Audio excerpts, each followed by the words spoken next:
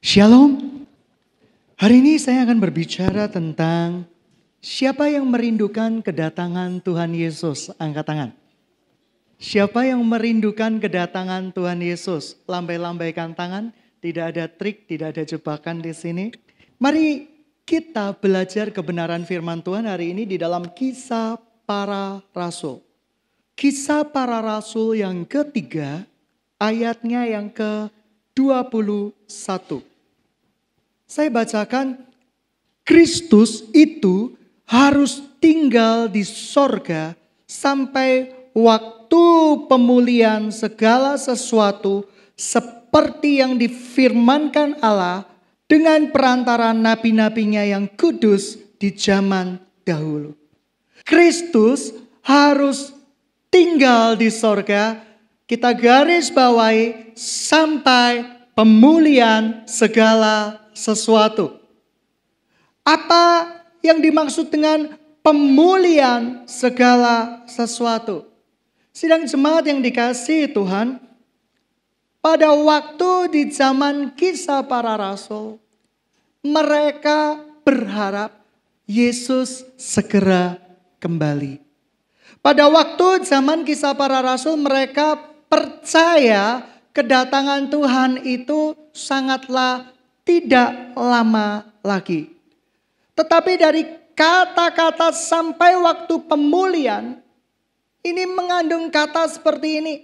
Bahwa gereja Tuhan, institusi gereja Tuhan akan diserang habis-habisan oleh iblis. Akan diserang habis-habisan oleh nabi palsu. Dan itu akan mencapai puncaknya. Dan Tuhan akan memulihkan seperti yang sedia kala, barulah itu kedatangan Tuhan. Dalam perjanjian baru, kata pemulihan berasal dari kata apokatis tenai, yang artinya membuat segala sesuatu seperti semula, membuat segala sesuatu seperti sedia kala. Di dalam Yoel 2 ayat 25, mari kita baca bersama-sama. Dalam Yoel 2 ayat 25. Ada yang sudah menemukan? Yoel 2 ayat 25. Kata pemulihan dalam perjanjian lama, Yoel 2 ayat 25. Saya bacakan. Aku akan memulihkan kepadamu tahun-tahun yang hasilnya dimakan habis oleh belalang pindahan, belalang pelompat, belalang pelahap, dan belalang pengerip. Dan tentaraku yang besar akan kukirim ke antara kamu. Dulu saya pernah cerita tentang pemulihan terhadap belalang-belalang yang ada. Kata pemulihan dalam perjanjian lama berasal dari kata shalom, yang artinya memulihkan dari apa yang sudah dicuri. Gereja Tuhan di akhir zaman ini sedang dicuri habis-habisan oleh si jahat. Apa yang dicuri? Kemuliaan Tuhan. Kemuliaan Tuhan digantikan dengan kemuliaan dari hamba Tuhan. Kemuliaan Tuhan bergeser menjadi pencitraan seorang hamba Tuhan. Sehingga hamba Tuhan kedudukannya hampir setingkat dengan Tuhan itu sendiri. Tidak mungkin salah, tidak bisa salah. Dan ini mengerikan sekali. Ini yang perlu dipulihkan sebelum kedatangan Tuhan yang maha kita nantikan itu, yang maha dahsyat itu. Lalu apa yang sedang terjadi di dalam gereja Tuhan sehingga di Kisah Para Rasul ini ada nubuatan.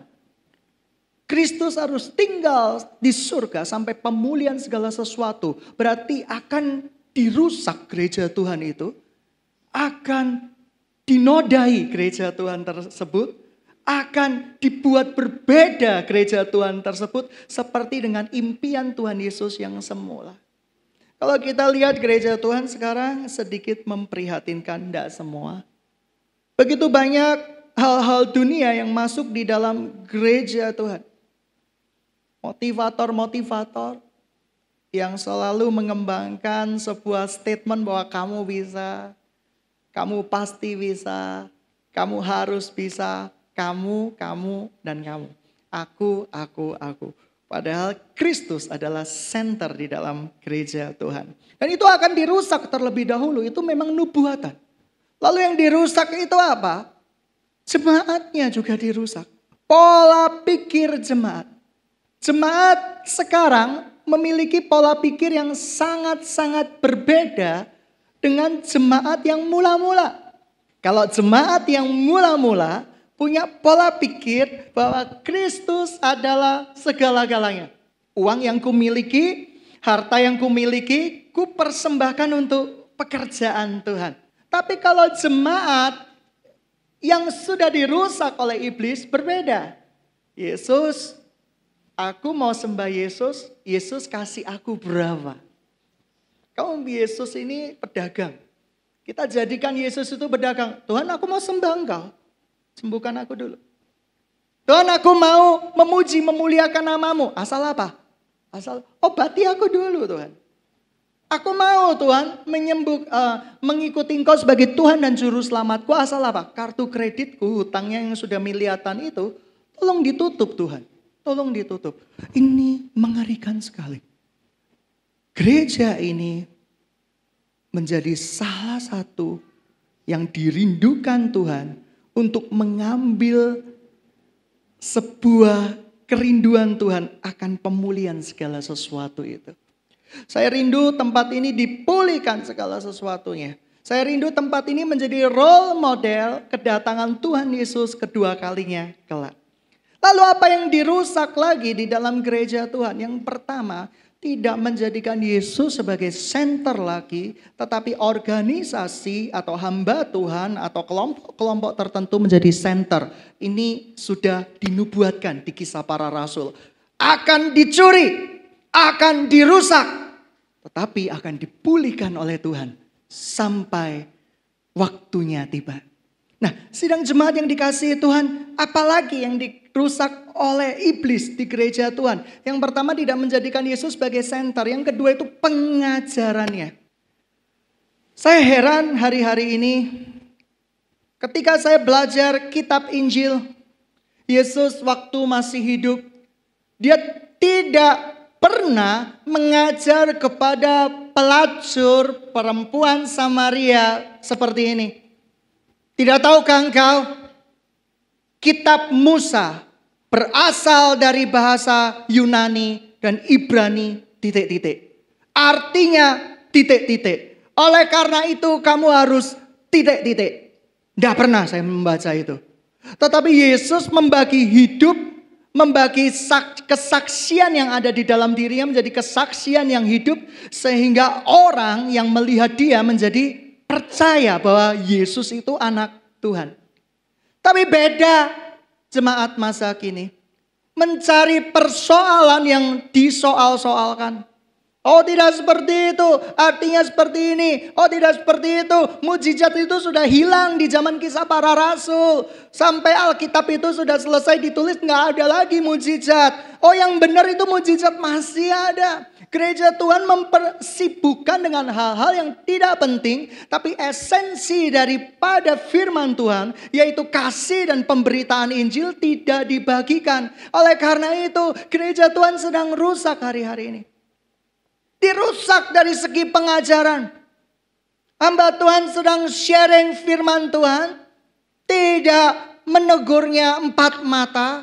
Tetapi sibuk mengcapture khotbahnya. Lalu membandingkan dengan apologetik atau kemampuan dia untuk membahas firman Tuhan. Ini mengerikan sekali. Dan Tuhan rindu kita dipulihkan. Pernah nggak Stefanus membela dirinya? Stefanus membela dirinya. Dia mengutip perjanjian lama. Tetapi dia bersaksi bahwa Yesus yang dia sembah adalah Yesus yang hidup. Tidak perlu kemampuan apologetik untuk membela iman daripada Stefanus. Karena Yesus katakan, pada saat engkau menghadapi itu, maka Roh Kudus akan memampukan engkau berbicara. Dan Stefanus sangat diurapi oleh Roh Kudus. dan memiliki kemampuan berbicara yang luar biasa. Tuhan akan memulihkan gerejanya dari segi pengajaran. Pengajaran-pengajaran yang ada di dalam gereja Tuhan sekarang tidak ubahnya seperti sarang penyamun, bisnis. Segala sesuatunya adalah untuk organisasi, segala sesuatunya adalah untuk nama besar daripada organisasi. Oleh karena itu Kristus harus tinggal dulu sampai melihat gerejanya dipulihkan. Dan saya rindu gereja Tuhan dipulihkan. Dan saya rindu jemaat ini menjadi role model kedatangan Tuhan Yesus yang kedua kalinya. Amin. Kalau ada amin, kasihkan salam kiri kanan. Kita akan sambut kedatangan Tuhan Yesus sampai pemulihan daripada segala sesuatu. Lalu apa yang perlu dipulihkan lagi? Cara pikir. Banyak anak Tuhan tidak bisa memahami begitu banyak serigala yang dibungkus sebagai seorang gembala atau sebagai seorang anak Tuhan yang tanpa sadar menerkam sesamanya. Yang menjadikan domba bukan untuk datang kepada Kristus, tapi domba secara tidak sadar diarahkan untuk lebih datang kepada gembala, lebih datang kepada manusia yang pada akhirnya pengkultusan terhadap seseorang tersebut. Dan ini ciri-ciri gereja Tuhan yang sudah dirusak. Ada pengkultusan, ada pemanfaatkan jemaat. Pemanfaatan itu disebut bahasa positifnya pendaya gunaan. Padahal diperdaya.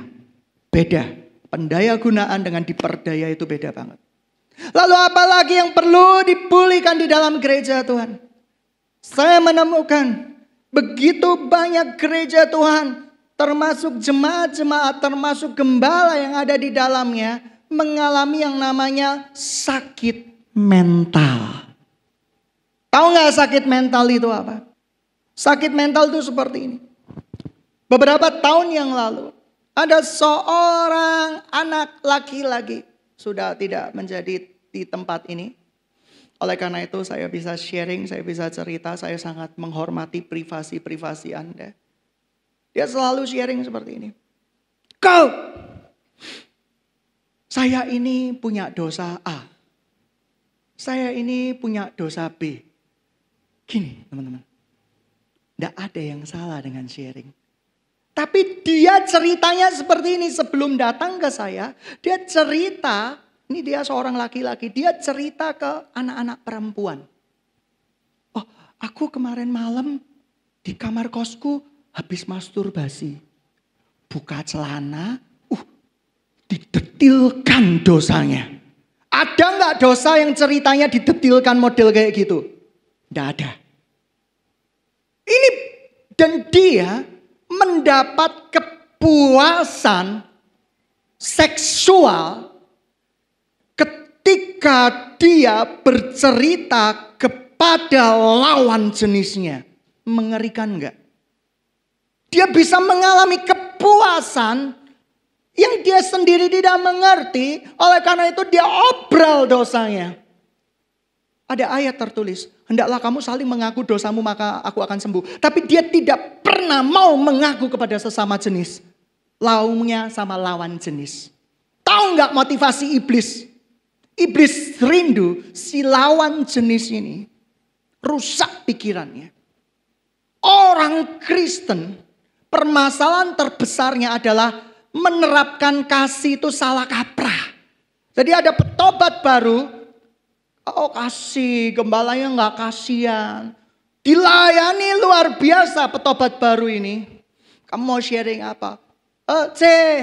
Aku punya dosa seksual. Kemarin malam aku jatuh dalam dosa, buka celana dan yang lain-lain. Oke, pertama-tama kita akan menganggap itu pertobatan. Tapi kalau sudah cerita kedua, ketiga, keempat, kelima, keenam, ini sakit mental. Ini sakit jiwa. Kenapa? Dia mendapatkan kepuasan ternyata dengan bercerita seperti itu. Ketika saya dipenuhi oleh kuasa Roh Kudus, saya bilang sama dia, kamu mendapat kepuasan di dalam bercerita seperti itu. Dan kamu benar-benar keterlaluan. Dan betul, singkat cerita, orang ini jatuh di dalam dosa yang sangat mengerikan. Dengan lawan jenis yang sering dia ceritai. Anda tahu bagaimana iblis menipu kita. Anda akan diajak jalan-jalan malam-malam. Malam pikiran kita sudah capek letih seharian dikasih. Lalu tidak mendengar cerita yang membangun. Ceritanya adalah pengakuan dosa. Aku habis jatuh di dalam dosa di kamar kosku, di mobil. Dideskripsikan pula dosanya. Buka celana, buka baju. Tujuannya apa sih?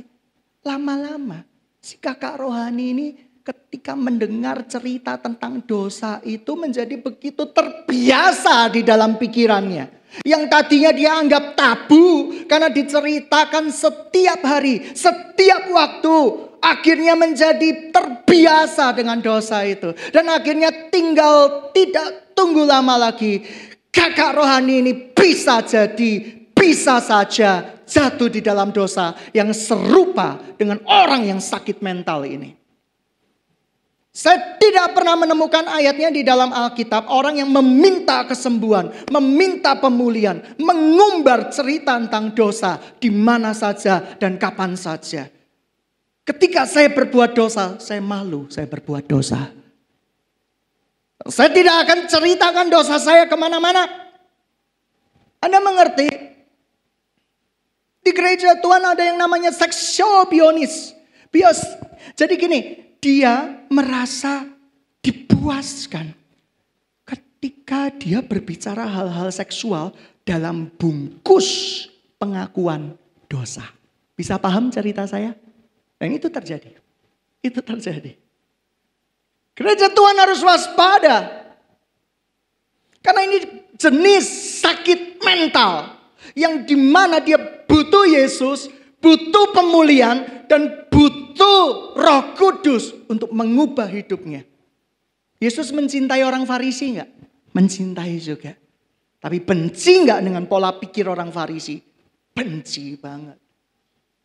Sampai-sampai Tuhan Yesus bilang sama orang Farisi, hei kuburanmu itu dilabur putih doang, dalamnya itu busuk, tulang belulang. Gereja Tuhan ternyata penuh, sampai saya sadari, banyak gembala sakit mental, domba sakit mental. Oleh karena itu gerejanya, gereja mental bersama. Tahu gak sakit mental itu? Sakit mental itu gak ada roh jahatnya, gak ada. Tetapi diperoleh dari masa lalu yang sukar, yang sulit, kehilangan figur ayah, kehilangan figur ibu. Oleh karena itu, dia tidak pernah bisa merasa bahagia dan puas. Jatuh dalam dosa seks. Ya udah, tinggal cari pelacur, jatuh lagi, ngaku dosa lagi, jatuh lagi, ngaku dosa lagi, dan berlindung di dalam doktrin anugerah. Konyol kan?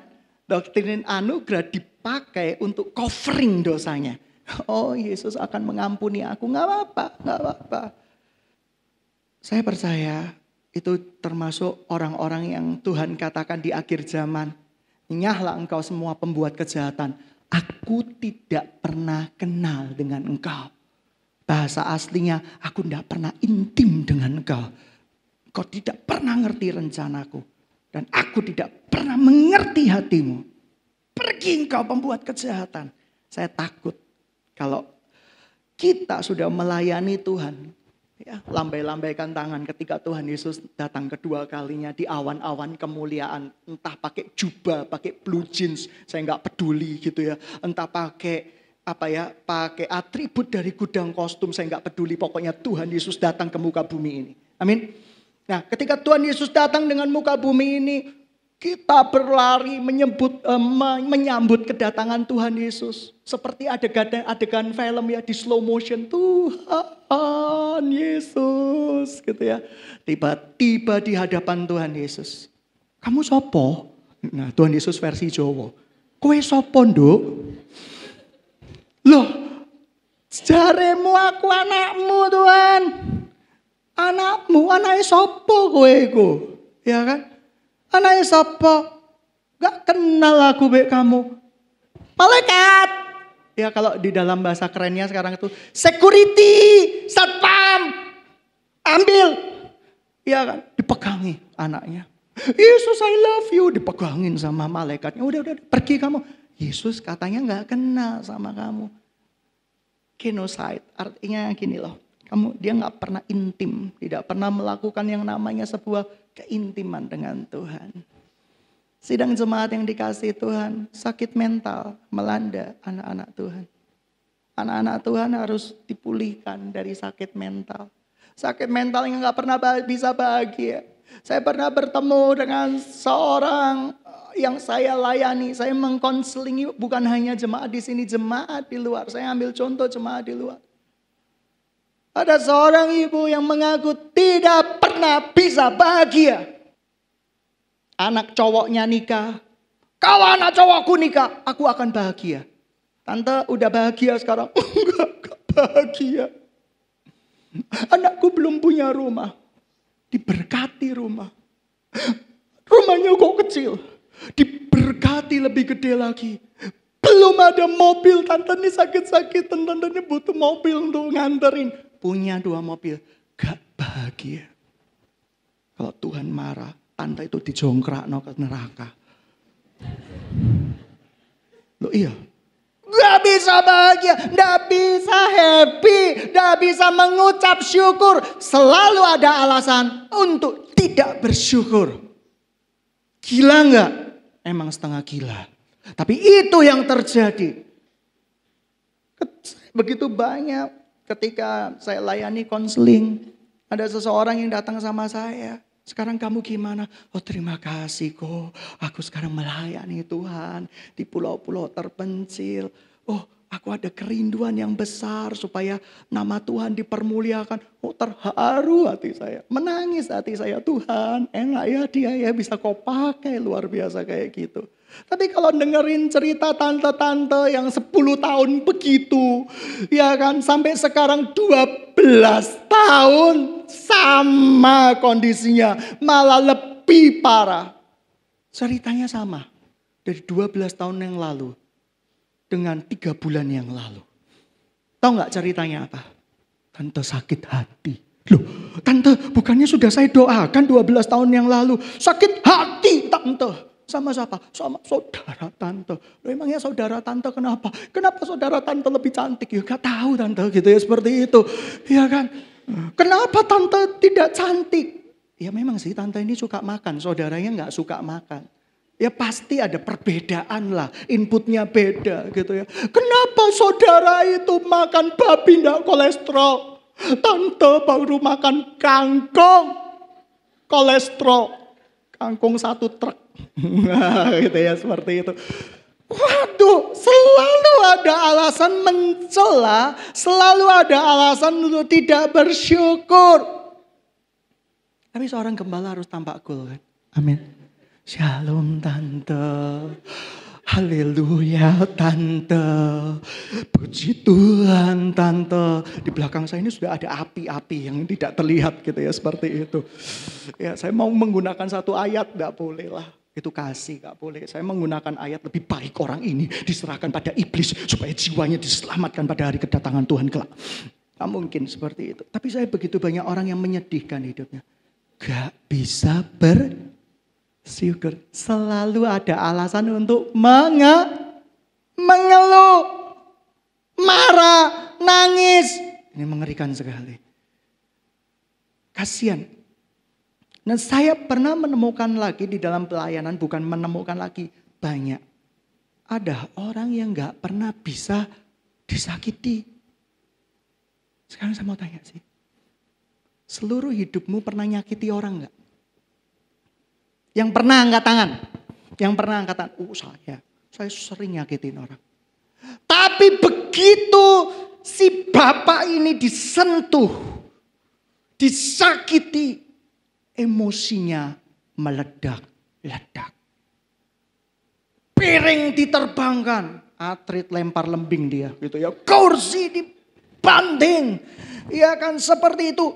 Kamu tahu jendela ditendang sama dia. Pilar bangunan ditendang. Kapok gitu ya. Bengkak kakinya seperti itu. Dia bisa begitu mengalami emosi yang sangat ekstrim. Anehnya setelah dia melampiaskan semuanya, istrinya bercerita kepada saya.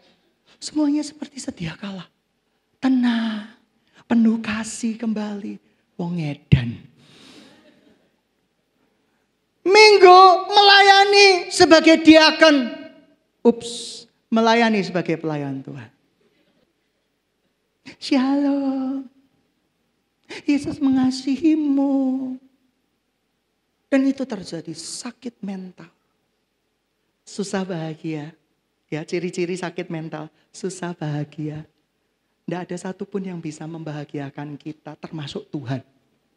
Itu ciri-ciri sakit mental. Bangga dengan dosa. Atau sedih dengan dosa. Tapi kagak lepas-lepas dari dosa itu. Dahulu, sekarang, selama-lamanya tiada berubah. Oh, dosa dia senang sekali. Siang jadi kenangan, malam jadi impian. Apa? Cintaku semakin mendalam. Senang banget dengan dosa. Sukacita banget dengan dosa. Tidak bisa mengendalikan diri. Tidak bisa mengendalikan emosi. Tetapi berlagak tahu. Berlagak kenal dengan Tuhan. Berlagak dekat dengan Tuhan. Si bapak ini ceramain orang loh di Pajang. Yesus itu Tuhan. Yesus itu maha kuasa. Saya agak khawatir. Kalau Yesus datang kedua kalinya. Tuhan akan berkata sama bapak ini. Security. Aku gak kenal sama orang ini. Hati-hati loh. Neraka itu nyata. Sorga itu nyata. Tapi benar gak kita ini berubah hidupnya? Jangan menjadikan alasan masa lalu sebagai pembenar atas dosa-dosa atau ketidakbaikan yang kita lakukan. Saya punya sejuta alasan untuk gini loh. Kamu gak tahu masa laluku, berat loh. Waktu saya dapat nilai 8, ibu saya sebelum bertobat meneteskan minyak angin di mata saya. Bodoh, goblok. Apakah itu jadi alasan pembenar saya untuk berbuat dosa? Aku dosa bukan untuk dipahami. Dosa itu untuk ditendang keluar di dalam kehidupan kita. Amin. Berdiri sekarang, sidang jemaat berdiri. Siapa yang takut anjing angkat tangan? Tidak ada ya? Tidak ada. Wes, kalau anjing terlalu ekstrim penyayang binatang. Siapa yang takut sama serigala dan harimau? Misalnya Anda bayangkan, serigala dan harimau ada di dekat Anda. Serigala lah, kalau harimau gak level kelihatannya, kalian mati nanti. Gitu ya, ya kan? Pertama, serigala jahat. Gunakan kaki kanan Anda, kalau Anda masih punya kaki kanan, untuk menendang. Pergi kamu dosa. 1, 2, 3, pelan-pelan ada di depannya. Dosa seperti itu. Duduk. Dosa seperti itu. Dosa harus ditendang keluar, bukan untuk dimaklumi, bukan untuk dihayati, bukan untuk disesali. Banyak jemaat yang juga termasuk hamba Tuhan juga cepat mudah panas ketika mendengar cerita orang. Ayo, siapa yang seperti itu? Padahal Anda diajarkan Alkitab 2 mata, 4 mata. Artinya 2 sisi. Begitu Anda diceritai. Cece tahu enggak? Kemarin dia ngosipin Cece. Langsung. Api Tuhan sedang menyala gitu ya. Ya kan. Menyala. Berkobar-kobar. Gemes aku. Jangan cepat marah dong. Santai dulu. Yang ngasih tahu belum tentu kebaikan juga. Ayo 2 sisi. Belajar mata uang itu ada 2 sisi. Jangan lihat 1 sisi.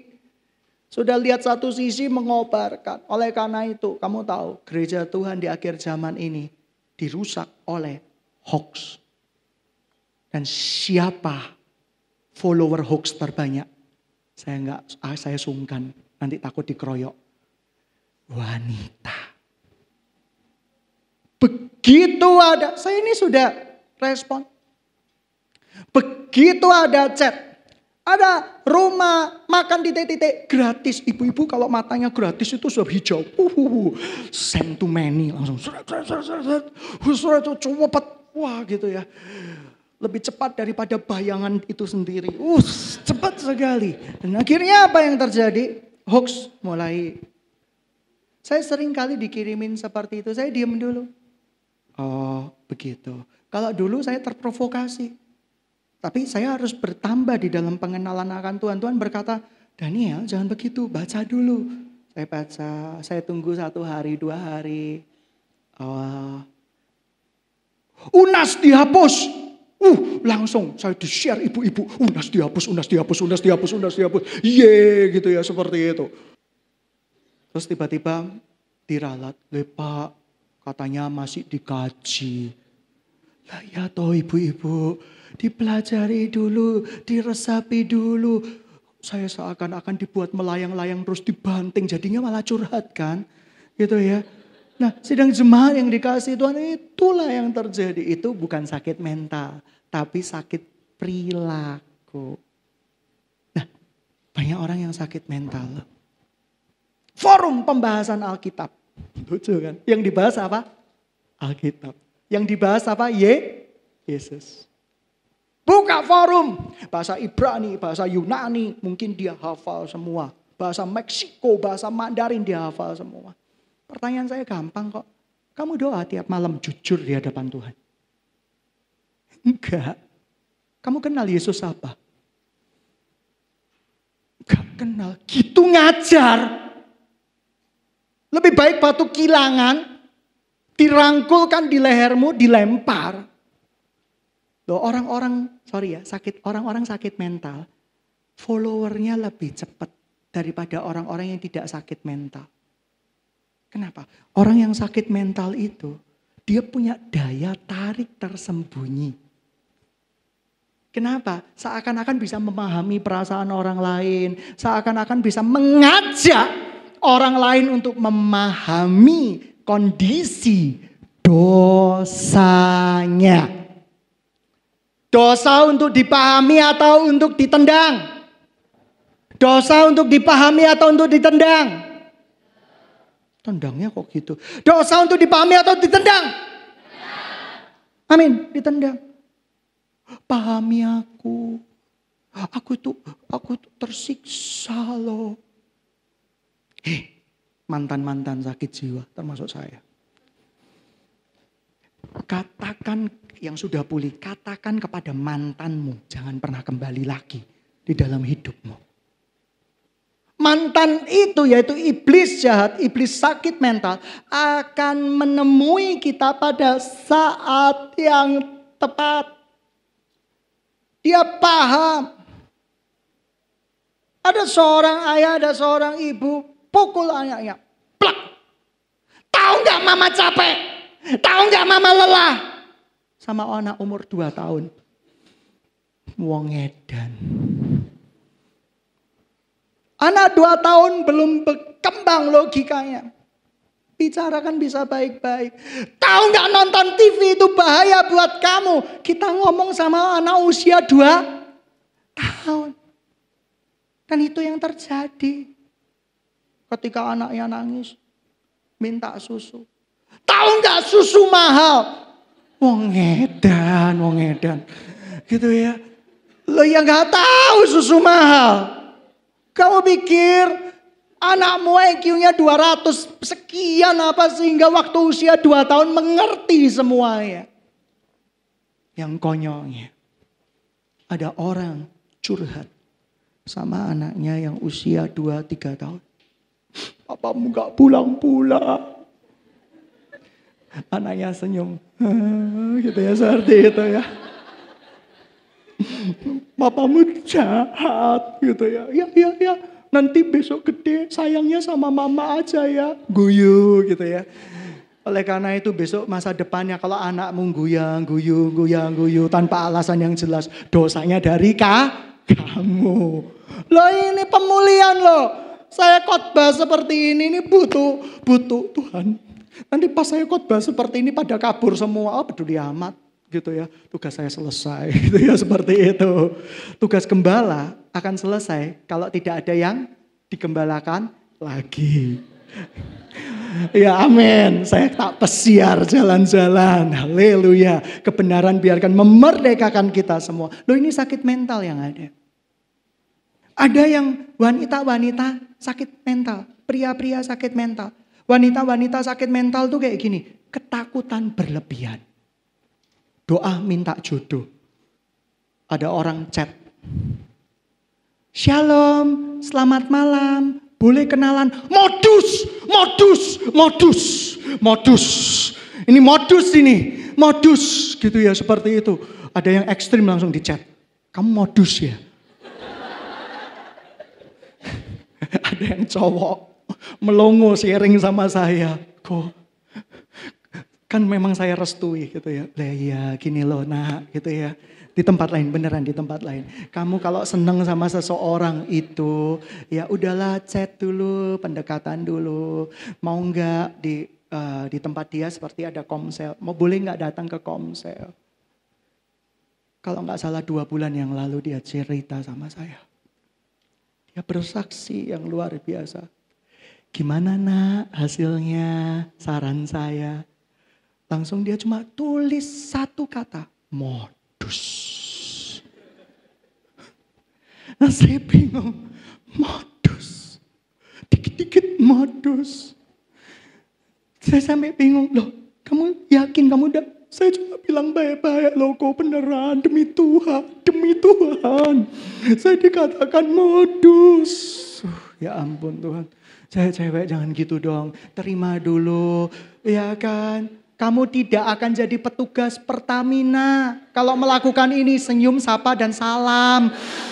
Kalian tidak akan menjadi petugas Pertamina. Anak Tuhan harus senyum, sapa dan salam dengan dikit-dikit. Modus. Seperti itu. Dan si pria ini perlu saya layani. Lebih citra dirinya semakin rusak. Mungkin Tuhan tidak izinkan aku dengan wanita. Loh gitu ya. Waduh serem. Ya kan. Saya kemarin dikirimi Instagram yang lucu dari seorang teman saya. Sebagian besar di bumi ini dihuni oleh wanita. Sudah mencapai 65%. Ya kan? Wanita ketika mencari pria 60%-nya udah menikah. 30%-nya pekerja keras. Tidak mau menikah. Tersisa pria-pria yang sangat ganteng. Seperti artis Korea. Tapi di video itu akhirnya si cowok-cowok itu melambai gini. Hati-hati wanita. Jangan dikit-dikit modus. Berjaga boleh. Waspada boleh. Hati-hati keterlaluan. Bahaya. Pria juga seperti itu. Sakit mental. Gombalnya kebacut. Aku udah menantikan engkau sejak 40 tahun yang lalu. Dia baru usia 20. 40 tahun yang lalu menantikan sejak dalam kandungan, sejak di dalam sorga. Yang bener dikit pria. Loh ini serius, ini sakit mental ini. Iya kan gombalnya. Aku mencintaimu. Gitu ya. Bikin puisi gitu ya. Bikin puisi. Saya ditunjukin loh sama seorang wanita puisinya. Bukan di tempat ini. Saya tempat curhatan banyak orang. Ketika ya kan saya mengarungi banyak samudra dan yang lain-lain. Tiba-tiba ini saya kok ini judul lagu ya. Gitu ya. Max Sheeran ini gitu ya. Seperti itu atau siapa gitu ya. Bukan. Saya nggak tahu itu lagunya siapa, tapi saya pernah dengar kok itu kalau di kawinan dengar seperti itu. Pakai bahasa Inggris. Ini laki-laki gak pondok. Tidak bisa keluar ide-ide baru. Sukanya copy paste. Dan yang paling parah, saya menemukan seorang pria copy paste dari orang lain. Misalnya ceweknya bernama siapa ya? Laura. Ya kan? Dia copy paste dari temennya. Dari cewek yang namanya Nancy. Dan tidak dihapus kata-kata Nancy. Kebangetan. Kebacut. Ndak bondo. Iya kan? Nah, sidang jemaat yang dikasihi Tuhan. Tuhan mau pulihkan itu di dalam gereja Tuhan. Mental-mental yang rusak mau diperbaiki sama Tuhan Yesus. Mau enggak engkau dibimbing? Aku maunya dibimbing sama wanita. Dasmu. Oh, damai dosa itu gitu aja. Gitu ya, dasmu. Ayo sesama pria. Gitu ya, beraninya sama wanita-wanita lugu mbok bujuk-bujui mau. Ayo dibimbing sama singa Yehuda. Kamu gak akan bisa sembunyi kalau dibimbing sama singa Yehuda. Amin. Singa Yehuda itu siapa? Tuhan Yesus. Mau gombal, ngaum. Ya. Mau bujuk, ngaum. Takut saya gitu ya, seperti itu. Itu singa Yehuda. Mau gak kita dipulihkan? Tuh, saya pernah sakit mental. Tapi sudah pulih, puji Tuhan. Kalau enggak gak berkhotbah di sini. Tapi banyak orang yang belum pulih, sakit mental dan berkhotbah di sini. Yesus mau pulihkan gerejanya. Gerejanya itu bukan gedung, tapi orang-orang yang ada di dalamnya. Fobia, ketakutan berlebihan, takut mati di jalan. Ayo siapa? Itu bisa dari roh jahat loh. Naik sepeda motor, takut, hati-hati ya, hati-hati nanti ditobrak truk. Kata-katanya itu negatif melulu. Hati-hati ya. Sudah dicek enggak rantainya. Pas enggak ada rantainya. Mama kalau enggak ada rantainya enggak bisa jalan. Tolong dicek ya. Bannya ada anginnya enggak. Tolong diceknya ya, ada mesinnya enggak. Sekalian aja gitu ya, seperti itu. Sidang jemaat yang dikasihi Tuhan, segala sesuatu yang berlebihan itu enggak baik. Ada orang yang bahasa Ibraninya, cocornya tidak memberkati. Mulutnya tidak memberkati. Tuhan mengatakan mulut kita harus senantiasa penuh dengan berkat, pemulihan, dan kata-kata yang sesuai dengan kehendak Tuhan. Kamu tahu, tiap orang, saya kemarin bermimpi. Ada satu kata-kata di dalam mimpi saya yang saya tertarik untuk menjadi bahasan di dalam khotbah. Setiap orang punya tombol sensitif. Amin. Amin. Wah, pasangan suami istri punya tombol sensitif. Kita tahu area sensitifnya di mana. Kita tahu kalau misalnya istri kita terluka soal uang, ya jangan bicarakan soal uang. Mengkorek-korek masa lalu. Kasihan istri kita. Kalau suami kita punya area sensitif, yaitu di bidang citra diri sebagai seorang pria, jangan sekali-kali ngatain pria kita tidak berguna, tidak bermanfaat, aku tak cari pria yang lain. Tiap orang punya tombol-tombol sensitif. Kita belajar peka. Anak-anak Tuhan harus belajar peka. Oh, suamiku capek ya. Kasihkan kata-kata pujian. Pak, kamu ganteng banget. Saya pernah nyaranin orang berkata seperti itu. Lalu orang itu berkata, lah bojok pak. Loh kurang ajar kan. Khotbah yang tidak berhasil. Loh ya bukan bohong. Masa suamimu bilang, Pak jelek banget. Oh tinggal tunggu cerai. Nah sidang jemaat yang dikasih Tuhan. Kita belajar untuk mengerti tombol-tombol sensitif teman, istri, papa, mama, adik kakak kita. Begitu Anda menekan tombol sensitifnya, alarm berbunyi. Ada seorang ayah dan anak hubungannya nggak pernah sama lagi.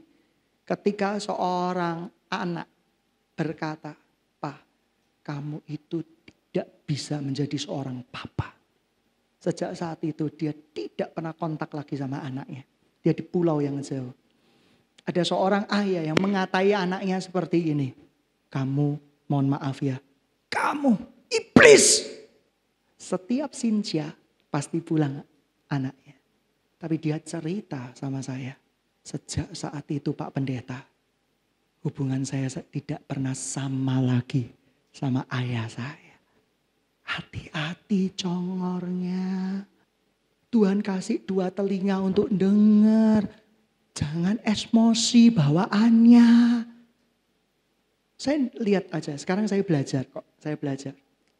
Siapa yang berbicara sama saya? Saya ngerti ada orang-orang tertentu, anak-anak rohani tertentu yang punya karunia api. Bercerita itu, gembala itu harus punya tipikal menenteramkan. Oh ya, oh ya sudah. Jangan ikut larut di dalam emosi, dia berabe kalau gembala seperti itu, baper bawaannya. Ya kan? Bawaannya bisa emosian, baper. Oleh karena itu, oh dia ceritanya seperti ini. Oh, ada orang yang suka sering salah paham terima informasi. Dia cerita, oh nanti gini. Saya tahu masa lalunya sering salah paham terima informasi. Tapi saya belajar mempercayai dia. Caranya gimana? Saya dengerin dulu, saya cross check. Ya toh, ternyata gak bener lagi. Gak usah emosi. Yang suami istri, yang punya calon sekarang. Hani dengan sebelahnya mungkin. Gitu ya. Sama Marcel. Oke. Suami istri, sidang jemaat yang bukan suami istri kasih salam kiri kanan. Aku janji hari ini tidak akan menyentuh tombol lukamu lagi. Ayo salaman. Marcel, Hani, salaman. Ayo sama jemaat. Tak lanjutin khotbahnya. Marah. Ayo kasih salaman. Mulai hari ini aku tidak akan menekan tombol lukamu lagi. Aku tahu kamu ngutangan. Mulai hari ini gak tak utangi. Amin. Amin. Kalau seorang pria tombol lukanya adalah di area uang dan harga diri, jangan sentuh itu. Mau pernikahanmu langgeng, jangan sentuh itu. Kalau sahabatmu punya luka di sisi apa, didoakan supaya sembuh, jangan dikorek lagi. Tante, om, noni, mbak, bapak, setiap orang punya luka, bukan kamu tok. Oleh karena itu, belajar untuk tidak menyentuh tombol luka orang lain. Karena itu tidak akan membuat kita semakin sembuh, tapi semakin parah. Siapa yang masih ingat dosa-dosa? Tuh, saya ingat kelakuan ibu saya sebelum ibu saya bertobat. Ingat detil, sak detil-detilnya. Tapi saya sekarang penuh cinta. Saya sayang banget sama papa mama saya. Bertengkar mulut wajar. Di keluarga kami kalau nggak tengkar mulut itu nggak asik. Sebenarnya bukan bertengkar, tapi adu argumentasi. Itu membuat suasana itu lebih hidup, gitu ya, seperti itu. Tapi kami saling mencintai satu sama lain, kami saling mengasihi satu sama lain. Tapi orang terluka. Siapa yang masih ingat lukanya waktu masa kecil? Angkat tangan. Luka hati. Loh, enggak apa-apa, saya masih ingat. Tapi siapa yang masih merasakan? Itu beda loh ya. Itu beda loh ya. Siapa yang masih merasakan? Yang masih merasakan itu belum pulih. Suami-suami, hargai istrimu. Ketika dia masak, masakanmu gak enak. Sama encim-encim kalah. Waduh. Encim-encimnya koki restoran, ya jelas kalah. Kalau nggak suka makan, diam, hargai. Saya dilatih Tuhan seperti itu. Ketika ibu saya memasakkan sesuatu yang nggak enak, ketika saya dipulihkan oleh Tuhan, ya apa makanannya? Puji Tuhan, gitu ya. Itu aja kok. Nggak usah repot-repot. Nggak bilang masak keasinan, kemanisan, gini. Kamu menyentuh tombol luka. Tombol luka disentuh, kapan pulihnya orang itu? Yang membuat kadang itu kita. Supaya orang lain tuh enggak pulih. Istri-istri juga punya tombol luka. Tidak diperhatikan suami, tidak disayang, kata-kata kasar. Suami sadari, istri-istri kita butuh pujian. Masakanmu enak. Lah menipu apaan sih? Itu kan cuma menipu lidahmu, bukan menipu hatimu. Amin. Masakan enak gak enak itu munculnya dari mana? Tidak. Lidahmu tak buat kebas. Tahu gak makanan enak gak enak? Enggak. Kadang ada orang yang terlalu strict. Bukan terlalu strict aneh mengartikan. Kita gak boleh bohong. Jadi kalau istri makanannya gak enak ya bilang aja gak enak. Kasih itu gak pura-pura. Loh ini orang stres ini. Seperti itu. Kasih itu menutupi segala sesuatu. Belajar bicara dengan kalimat yang baik. Istriku, kangkungmu enak. Jangan istriku, kangkungmu sudah ada perbaikan kok. Oh itu gak boleh kata-kata seperti itu. Enak, tapi alangkah lebih lezatnya kalau ditambahi lagi garam. Itu kata-kata yang bagus. Jangan pakai satu kata, modus anyep. Kapan pulih nih gereja Tuhan kayak gitu. Ya, janji ya. Janji. Karena kalian yang mempercepat kedatangan Kristus. Kalau kalian sempurna, semuanya sudah dipulihkan. Oh, Tuhan pasti datang. Zaman dahulu kisah para rasul tujuannya untuk Kristus. Semuanya untuk Kristus. Paulus jualan tenda untuk Kristus. Semuanya untuk kemuliaan nama Tuhan. Dan itu indah di hadapan Tuhan. Maukah kita mengalami shalom atas hidup kita? Shalom artinya hak kesulunganmu yang sudah dicuri oleh iblis dikembalikan buat engkau. Engkau yang tadinya gembala Rikom harusnya jadi gembala Rikom. Tapi kamu sering sakit hati. Mari mengalami shalom hari ini. Yang artinya apa? Yang dicuri tak kembali. Nah, amin. Amin. Jadi orang Kristen tidak usah berbelit-belit kok. Bahasa Yunani, bahasa Ibrani, ngantuk semua.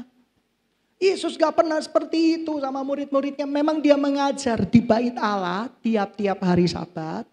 Tetapi sehari-harinya dia mengajar kehidupan kepada para muridnya. Dan hidup yang disaksikan itu jauh bernilai daripada wejangan-wejangan yang tidak dilakukan. Waktu kami ke Kediri, pintu rumah ibu saya kekunci. Saya tidak membawa kunci. Tapi seperti biasa, kenakalan di masa lalu bermanfaat di masa sekarang. Dulu saya sering mencuri uangnya nenek saya, pakar membuka kunci. Ya kan? Oleh karena itu, saya buka dengan mudahnya rumah ibu saya. Tapi satu hal, saya bisa membuka semua kunci rumah dengan kepandaian saya. Tapi ada satu kunci yang gak bisa saya buka. Yaitu kunci hatinya Tuhan. Kalau Tuhan tidak memberikannya kepada saya. Sidang jemaat yang dikasih Tuhan, oh rindu saya. Jemaat dipulih, keluarganya baik-baik. Anaknya diberkati Tuhan, diurapi Tuhan. Saya bisa menangis bahagia. Jangan ada jemaat sakit jiwa. Tak buat gembalaku menangis berduka cita. Tak rusak keluargaku supaya gembalaku berduka cita wong edan. Berbahagialah orang yang mendengarkan firman Tuhan, melakukannya di dalam kehidupan kita. Siapa yang mau mengalami restoration, shalom, angkat tangan. Aku mau, yang dicuri akan dikembalikan. Siapa yang pernah mengalami kegagalan atau kesalahan di dalam berusaha, tidak usah angkat tangan. Tuhan Roh Kudus katakan ada di tempat ini. Tuhan akan pulihkan. Shalom. Shalom. Aku ditipu orang. Tidak usah marah, tidak usah sakit hati. Belajar memberkati. Tuhan akan memulihkan keadaanmu. Aku disangka modus kok. Tetap berusaha. Tapi kalau ditolak ya tahu diri. Gitu ya, seperti itu. Tetap berusaha. Pada satu ketika cintamu akan berlabuh. Dan tidak akan bertepuk sebelah tangan. Dan itu bukan dengan sesama jenis. Tapi dengan lawan jenis. Amin. Amin. Usia tidak jadi halangan. Saya kenal encim-encim. Nanti saya kenalkan sama kalian. Gitu ya, seperti itu.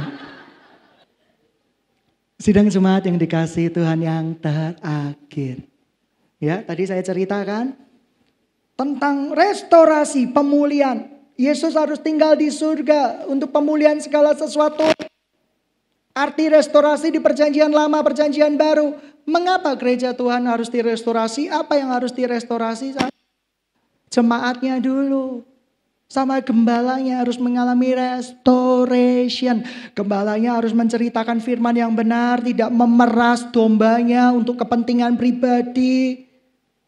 Jemaatnya bertumbuh, meletakkan semua mimpinya di bawah kaki Tuhan. Bukan hanya mimpinya yang diletakkan, seluruh karakternya, seluruh sakit hatinya. Kenapa orang tidak menikah bisa berbahagia? Saya banyak menemukan penginjil-penginjil yang tidak menikah, bahagianya luar biasa. Mengapa ada orang yang menikah tidak berbahagia? Mengapa ada orang yang menikah juga berbahagia? Kenapa? Karena dia tahu panggilannya. Dan mencintai semua panggilannya. Dulu saya nggak suka jadi gembala. Tapi nilai saya sangat tinggi sekarang sebagai gembala. Dulu poin saya ketika dites karunia 10. Artinya tidak layak jadi gembala. Sekarang nilainya standar tinggi. Karena saya mulai belajar mendengar. Kalau dulu ngamuk-ngamuk tok di gereja orang lain. Bertobatlah, kerajaan Allah sudah dekat. Berubahlah, bertobatlah. Setelah gereja diobrak-abrik, saya pergi ke gereja lain. Gereja lain, bangga, bahagia. Gitu ya. Sampai akhirnya Tuhan berkata, gembalakan domba-dombaku. What? Saya itu lebih suka penginjil. Saya ini suka misi. Dirikan, tinggal.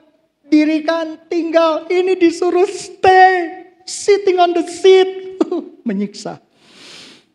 Tapi Tuhan melatih saya. Mendengar itu baik. Merespon itu lebih lambat. Saya review ya. Tadi yang pertama. Ada yang diderita itu adalah gangguan mental. Ciri-cirinya banyak. Tadi yang saya ceritakan. Ada seorang cowok di beberapa tahun yang lalu. Itu suka sharing tentang masturbasi, dosa-dosa seksual ke semua perempuan. Bukan satu loh ya. Rata-rata perempuan diceritai dosa seksualnya. Hati-hati, itu bentuk gangguan mental. Dia bisa menyadari, dia bisa tidak menyadarinya. Dan itu perlu dipulihkan. Hanya Yesus, kamu gak bisa. Yang kedua, gangguan karakter. Cinta Tuhan. Ngamuannya luar biasa. Tuhan akan pulihkan karaktermu serupa dengan Kristus. Senakal-nakalnya anak saya gak mau berkata nakal sekarang. Kamu kok gak baik. Jangan katakan nakal. Dasar mirip makmu. Dasar mirip siapa. Kamu sudah kutuki anak-anakmu. Kalau anakmu tidak baik.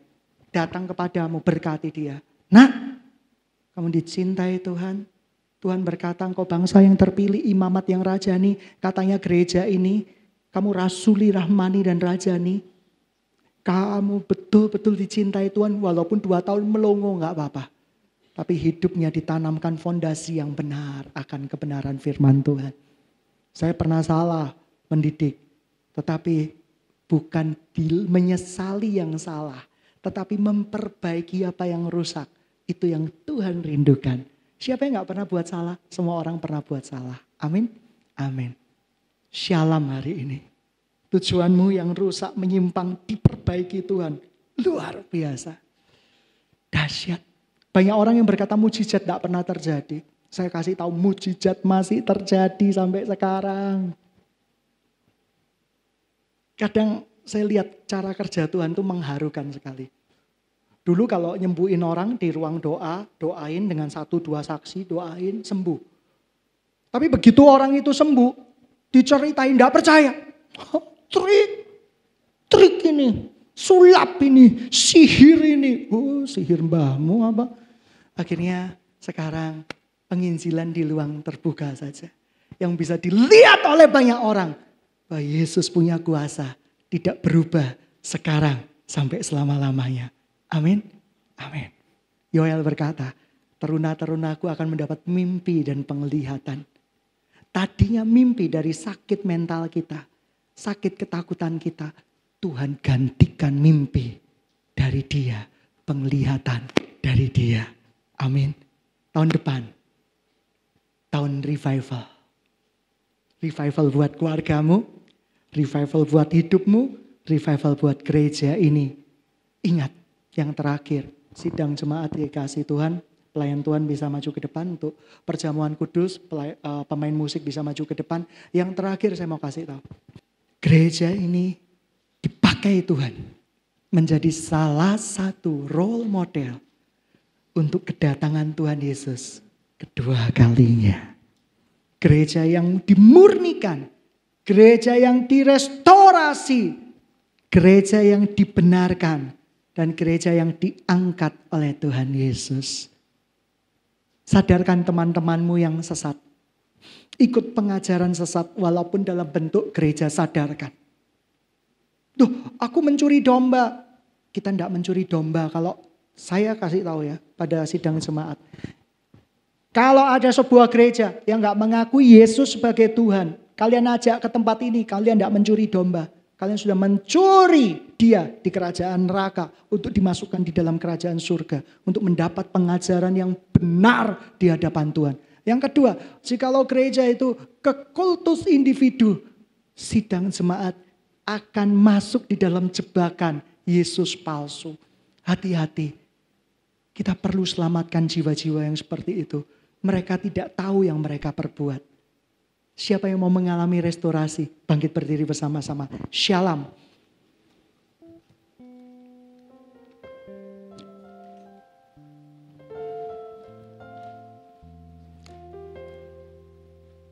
Pemulihan segala sesuatu. Saya diberkati dengan kata-kata ayat ini. Yesus harus tinggal sampai pemulihan segala sesuatu. Artinya apa? Ada nubuatan gereja Tuhan sudah dirusak, akan dirusak, sedang dirusak. Dan pada puncaknya Tuhan akan panggil gereja-gereja Tuhan yang mau dipurnikan untuk direstorasi, yang gak mau akan dibuang oleh Tuhan. Kita mau dimurnikan.